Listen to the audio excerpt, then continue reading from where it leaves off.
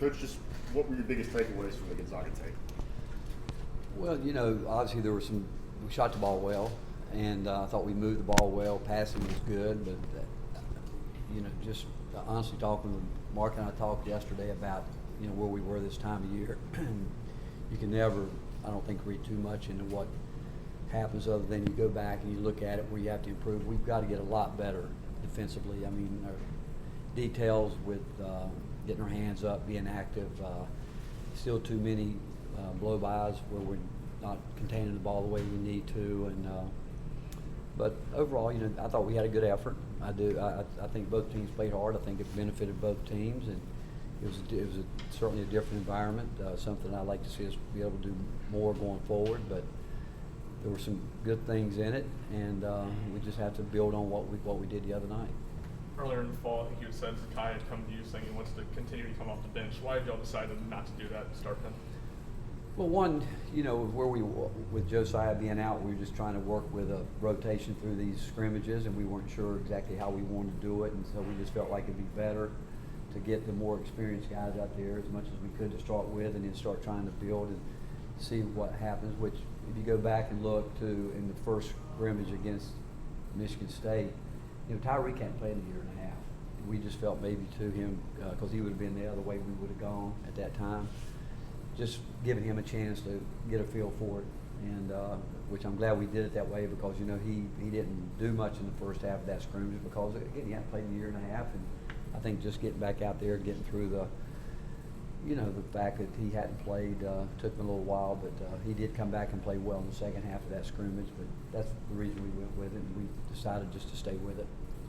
Expect Josiah on Monday, or yeah, he will. We think so. He's going to do a little bit more today, and likely he'll play. And then now we'll just have to keep building him back up to get him ready.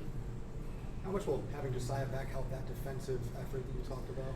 Well, Josiah has a lead hand. I mean, he gets his hands on so many deflections. I mean, he's terrific, and his experience, there's no doubt he helps us with that. He's a fix-it kind of guy. When things break down, he and Santi and Zakai are really good fix-it guys. When things aren't exactly go the way you want them, they're able to talk through things, and they certainly do a great job coaching their teammates. But they'll fix the plays that need fixing.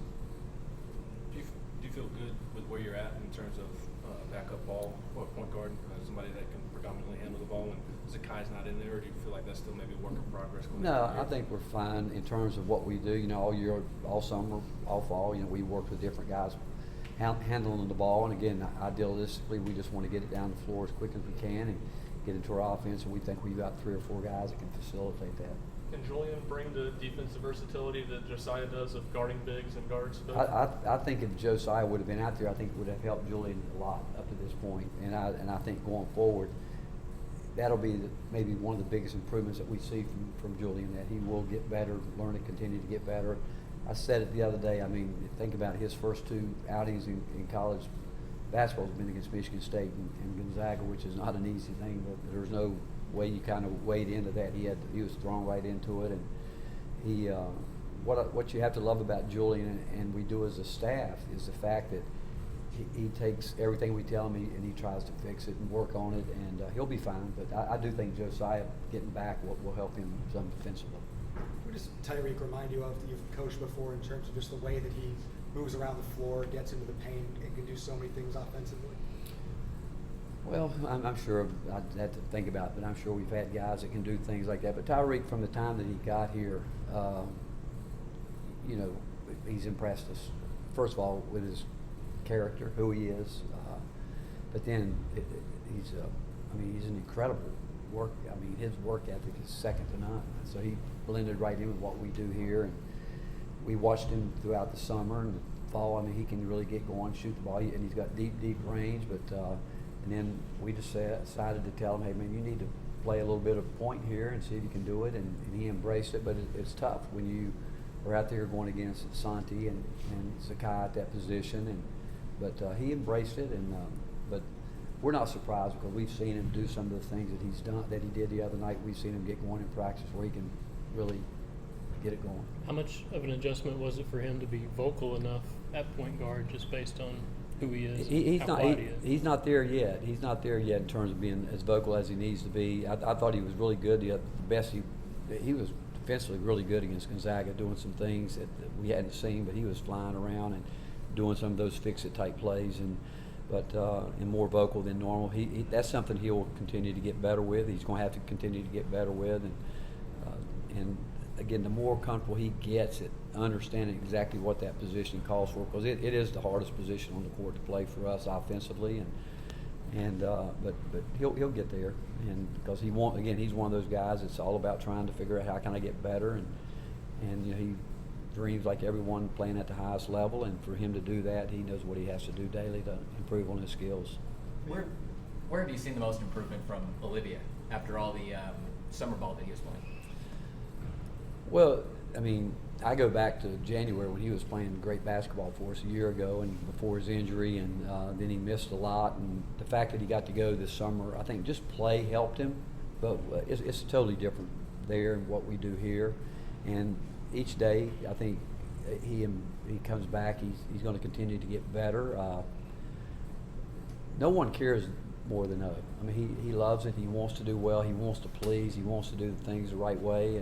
But he'll work at it. I mean, he's going to continue to work at it. But I would say that not just him, but as a group, we all need to get better defensively, containing the ball. I think that's really important. And again, it's not just O, it's everybody to help us get where we want to go defensively. And because I do think we've got to improve on that end from a year ago. And I think if we can learn to contain the ball, it's going to help our defensive rebounding. But O is he works. I mean, he's going to give you the effort that you need every day to get where he needs to go. What are some of the coaching challenges of having so much depth, and especially going into the season opener Monday night? There's no challenges with having depth. I mean, we're going to play the guys that should play. If they play and they're consistent, consistency will determine how much depth we use. I mean, we've had bodies in the past where I could say go back a year ago that we felt like we had depth, but the depth never showed any consistency, and so how many players we use will simply be based on who's going to show up and be consistent day in and day out. And when we put them in a game, can they do what we expect them to do day in and day out? Coach, what are a couple of things you want to see in the opener that checks and boxes, and we want to get this done? I think probably, again, as much as we practice and play execution, stand in the moment right now, understanding how valuable those 2 minutes, and then I would say cardio toughness. When guys get tired, some guys just go over the cliff and fall. I want to see guys that it's a gradual decline before we can get them out. I think that's important, and I do know we're a conditioned team, but the pace that we play, I think everyone can handle it. But the fact is, when you do get in those situations where you're moving up and down the court, maybe where the stoppage, what it would normally be, it can go for 2.5, 3 minutes. How many guys can do that without getting tired, fatigue, and like I said, just drop off the cliff? So again, cardio toughness is a big part of it. Again, to see how long we can play and sustain what we want to do, and see once we go to the bench and we can maintain it or even take it to another level. That's the one thing Josiah did for us a year ago. I think you all witnessed when he came in the game, it was just a different level. If he's a starter, we're going to need that from Tyreke, from Jemiah Mashak. We're going to need that from those guys that come off the bench, that they can, again, not just hold the energy, but take it to another level. Talk about guys needing to prove themselves with consistency. How much of that can you figure out in practice, and how much of that you just have to see them do it in games? That's when I talk about consistency, it's not about making shots. It's about doing the right thing, making the right play, and staying in the role that we've talked about.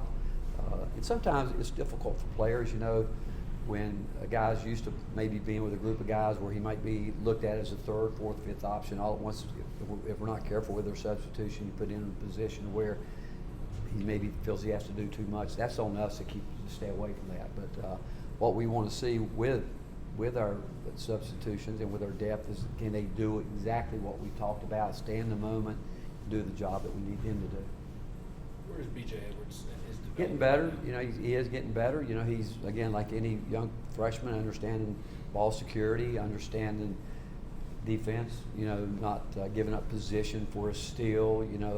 Again, BJ's one of those guys, I think, that does have good cardio conditioning, where he can toughness, where he can fight through fatigue.